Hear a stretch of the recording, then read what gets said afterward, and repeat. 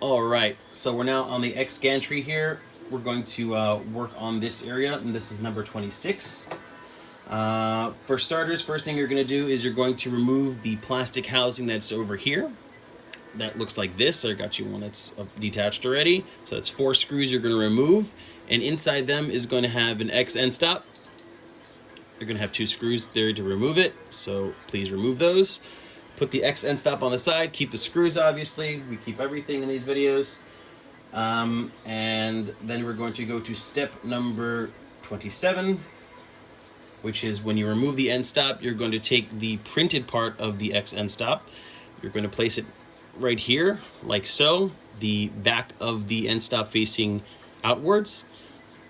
And you're going to use an M5 by 8 bolt with a T-nut. I'm cheating. I'm using, of course, these slider T-nuts. They help a lot when you want to keep things in space. Obviously, they're a little bit more expensive, but sometimes the headache is not worth it. All right, let me just secure it in a little bit so this way we can have a sliding going on. All right, so this is we're going to put aside. We're going to keep it ready for us. All right, next we're going to replace these 3 bolts over here with M3 6mm long screws, just these 3 on the top. And for the 4th one over here, we're not going to leave empty. When you had the slider reels that you detached from the original bed of the Ender, you had these spacers, these silver spacers. So you're going to take 2 of them, put them together, take an M3 by 30 bolt, pass them through, and then we're going to attach them here. Obviously, we need the right hardware. There we go. And we're going to tighten it. Let's just say not crazy tight. We want them to be slightly loose, so we're going to be doing a half turn backwards so these things can actually somewhat move. The reason why we have this like this is because when we put on the rail, it will raise the rail so the belt will scratch at the edge over here and create a lot of resistance and non-smooth movement. So what we're going to do is add this so-called roller, or spacers if you want to add them, and that'll prevent it from scratching, create a bigger radius of a turn over here. Obviously all this is still stock, and let's move on. So that was number 28 in the assembly guide, and now we're going to go to number 29. Number 29 is the linear rail. This is a 300mm long linear rail with the carriage that comes with it. I think it's MG12.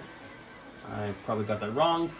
I definitely find one of you guys to correct me. But anyway, long story short, let's place the rail on the X bar. Now, the X bar you're going to have is detached based off the video. It's easier for you, but for me, I like it like this so I can show you.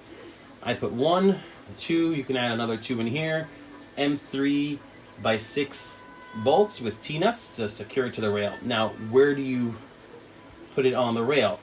What you're going to do is you're going to measure from the end of this side, which is the side that doesn't have the motors, so the end of the right side if you're facing your gantry.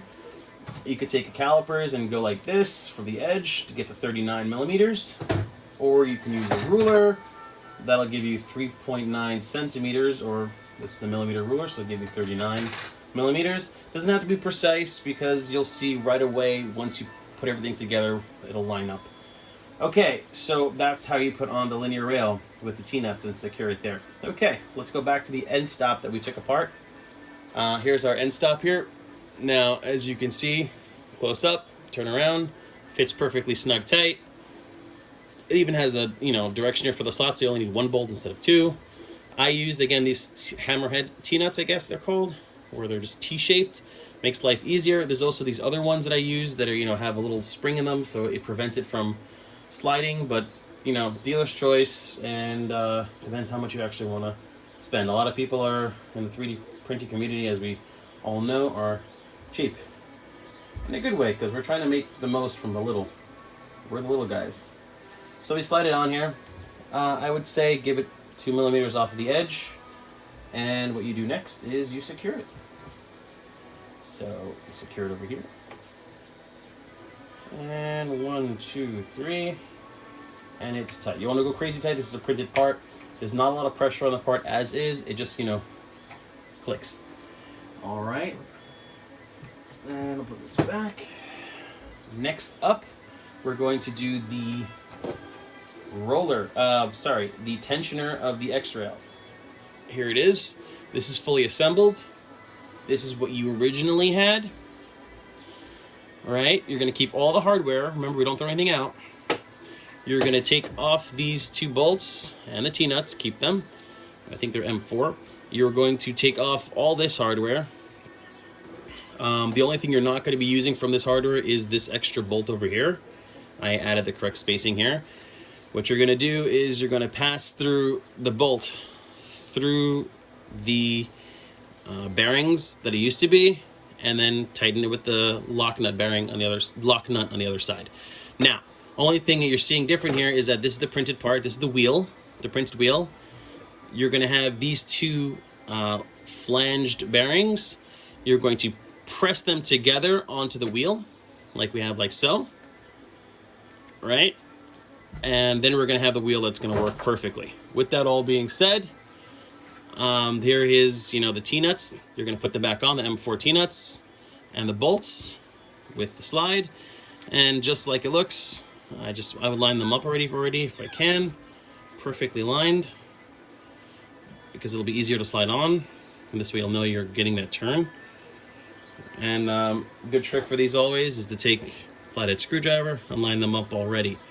So this is fully assembled. Obviously you don't want this to be crazy tight. You want this to move a little bit. And let's slide it on. Here we go. And 1, and 2, and 3. There we go. Oh, see, my T-nut unaligned itself. So I'm gonna have to try this again. Make sure my T-nut is straight. All right, perfect. T-nuts here. And let's do this. Slide on for the camera. There we go. And it goes all the way to the end. As much as you can, push it in all the way in. And obviously the easy part is to secure it.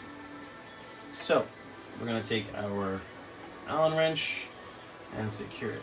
Obviously I'm using the wrong Allen wrench, or Allen key, actually. Yeah, I'm gonna get a lot of verbiage wrong, just because the height of the video, it comes out wrong. But either way, you tighten it. Now how do you know it's secure? Obviously you're gonna pull on it, and if it doesn't come out, then it's secure. So that is good news for all of us. Okay. That was number 31. Okay, that's gonna be enough for this video, and then we'll move on to the different video with different steps.